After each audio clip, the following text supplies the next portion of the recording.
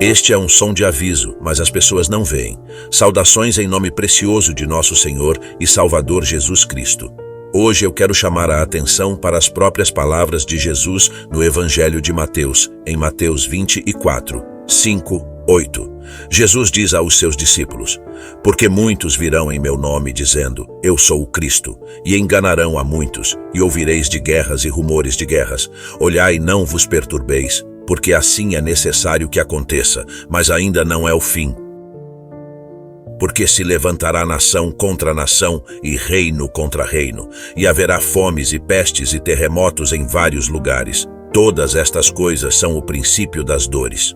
Quando Jesus estava no Monte das Oliveiras, ele não estava apenas descrevendo um futuro distante, ele estava pintando um quadro vívido do mundo em que nos encontramos hoje.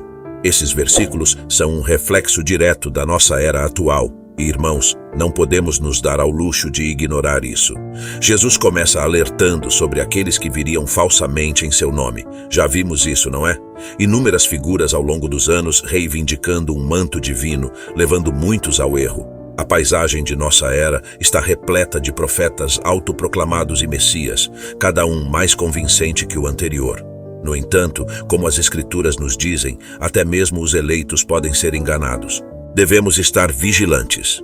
Em seguida, ele fala de guerras e rumores de guerras. Vivemos em uma época em que notícias de conflitos e discórdias chegam aos nossos ouvidos todos os dias. Isso se tornou tão comum que muitos de nós se tornaram insensíveis a isso. Mas isso não foi destinado a nos alarmar em pânico. É um chamado à conscientização na oração. Então Jesus menciona nação contra nação e reino contra reino. Não se trata apenas de guerras físicas. Vemos batalhas ideológicas, divisões culturais e agitação social como nunca antes. A estrutura da sociedade em muitos lugares parece estar se desfazendo. Isso não são meras coincidências ou apenas a progressão natural das coisas. São as dores de parto das quais Jesus fala.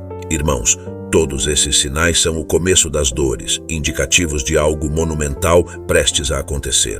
No entanto, o que é mais preocupante no meio de tudo isso não são os sinais em si, mas nossa resposta a eles. Muitos continuam vivendo como se esses eventos fossem apenas ocorrências aleatórias, meras coincidências sem significado espiritual.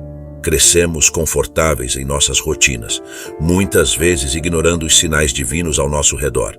Os sons de aviso são evidentes. Mateus 24 está literalmente se desdobrando diante de nossos olhos, mas as pessoas não veem.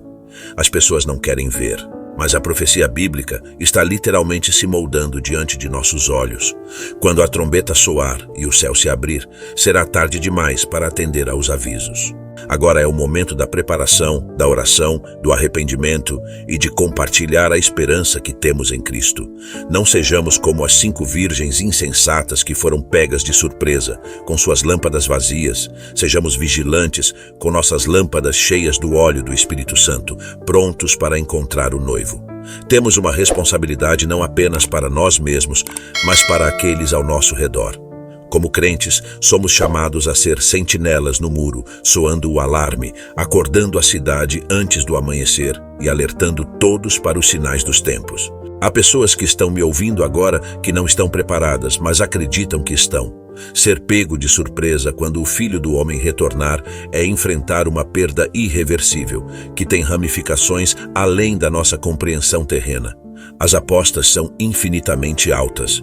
Como crentes, esta parábola não é apenas uma história de advertência, é um chamado urgente à ação. Ela nos convida a viver em estado de alerta espiritual, a sermos vigilantes e a garantir que nossos corações e vidas estejam alinhados com a vontade e a palavra de Deus. Não se trata de viver com medo, mas sim com antecipação fiel, sabendo que nossa prontidão hoje determina nossa recepção de Cristo amanhã. A pergunta que cada um de nós deve fazer a si mesmo é simples, mas profunda. Estou pronto? Estou pronto. Há uma frase nesta passagem das Escrituras a qual quero que você se concentre. Mateus 25, 10. E enquanto elas foram comprar, o noivo chegou, e as que estavam prontas entraram com ele para o casamento, e a porta foi fechada. Em nossa jornada pelas Escrituras, ocasionalmente encontramos frases que carregam uma profunda significância. Essa frase pode ser encontrada aninhada dentro da parábola das 10 virgens. A porta foi fechada. Essas 4 palavras simples carregam um peso eterno. Não se trata apenas do fechamento de uma barreira física, mas sim do selamento de um destino eterno. Uma das verdades essenciais que precisamos compreender desta parábola é a irreversibilidade de certas decisões e suas consequências. Quando aquela porta foi fechada para as 5 virgens insensatas, não foi um contratempo temporário ou uma decepção momentânea, foi um fechamento permanente. Sinalizou o fim de sua oportunidade de entrar na alegria da festa de casamento, um emblema do reino dos céus. Existem vozes em nosso mundo hoje que sugerem outras possibilidades, propondo que talvez a porta, uma vez fechada, possa ser aberta novamente em um momento posterior, especialmente após a morte. Sussurram confortantes garantias de uma segunda chance, uma oportunidade pós-morte para aqueles que partiram sem conhecer Cristo. Essa ideia, muitas vezes chamada de esperança maior, é de fato atraente, porque apela para nosso desejo inato de salvação universal e aversão ao pensamento do julgamento eterno. No entanto, como estudantes sinceros da palavra, sempre devemos medir nossas esperanças, desejos e crenças em relação ao padrão infalível das Escrituras. A Bíblia consistentemente comunica a urgência do presente, o aqui e agora. Em 2 Coríntios 6, 2, somos lembrados: eis aqui agora o tempo aceitável, eis aqui agora o dia da salvação. Agora, não depois. E Hebreus 9, 27 deixa claro: e como aos homens está ordenado morrerem uma vez, vindo depois disso o juízo. Não há menção de uma chance subsequente após a morte, nenhuma sugestão de que a porta se abrirá novamente para uma entrada de última hora. O ensinamento da esperança maior que ultrapassa o que a Escritura revela é pisar em terreno perigoso, arriscando dar uma falsa segurança para aqueles que estão à beira da eternidade sem Cristo. A realidade, queridos crentes, é que o Evangelho é uma mensagem de urgência imediata. Ele implora às almas hoje, suplicando que entrem enquanto a porta ainda está aberta, enquanto a graça de Deus ainda é estendida.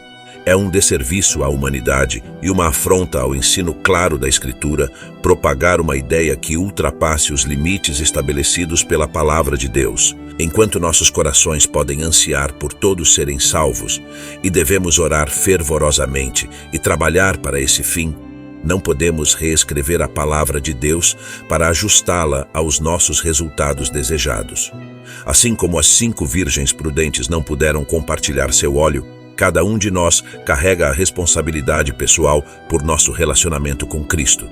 Ninguém pode fazer esse compromisso por nós, e uma vez que nossa jornada terrena termine, nosso destino eterno está fixado.